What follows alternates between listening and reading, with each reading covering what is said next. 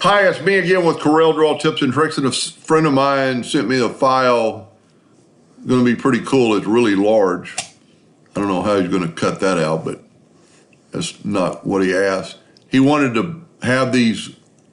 He's evidently going to put in miniature lights into the star, and he couldn't do it equally.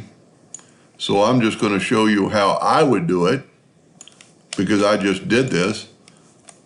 So I'm going to hit P and put this in the center page. That's really regardless, but I'm going to go, and this particular one would only work with 2018 or above.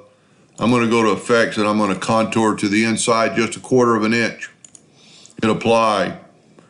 And I've also made sure my corners are square, mitered corners. I'm going to go to range, break contour apart.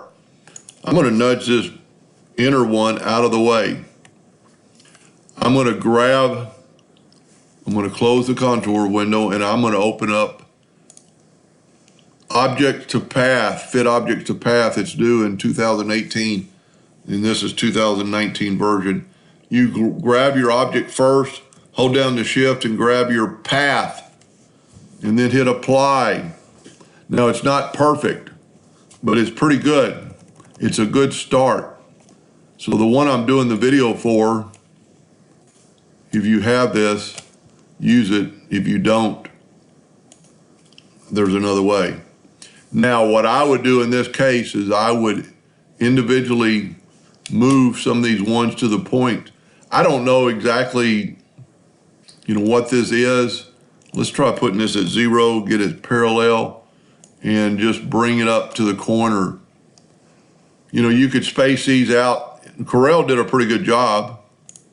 Now on this one you can't, on this one you can't rotate it probably to 0, because now it's the opposite. So let's go 90, see what it looks like, and that's not it either, because we're working on this rotation. What I'm trying to do is just rotate it where I've got it to the smallest point, where I can get it in this corner as close to the corner as I can. And really and truly, there's a couple ways to do this. It'd be kind of cool to do it by splitting this in half and only fixing one side and then mirroring it over, but that would be another video and another time. So I'm just trying to get it kind of relatively even with that, and I'm going to change my nudge distance to 0.001, and then that way I can nudge it minutely over. I'm not going to, for the video, that's good enough. Then I would just do the same thing with this one and just put it to the bone. I don't know, how strong this is going to be doing it this way. The rest of them look okay, and I'm not going to do that for the video. Now, if you do not have 2018 and above, let's try it another way. Let's take, and also I did 49, so he wanted 50 lights. So we're going to take these light socket holders, I guess, Control D and make a duplicate and move this over.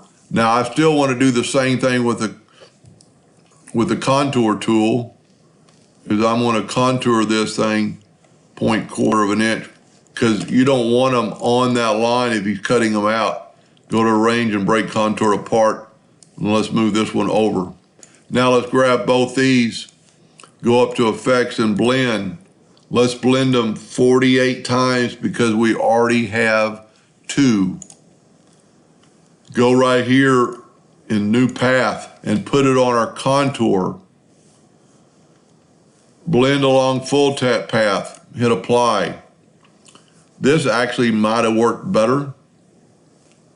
And then I'm going to hit P and put them in the center of the page. That's pretty close. It's pretty good. I like it. And you can actually, in blend, you can, and I'm not going to do that for the video, you could start moving these around and it'll kind of cycle through. Now, when using the blend, you're going to have to go to range and blend apart. And then you can get rid of that line. And there you go.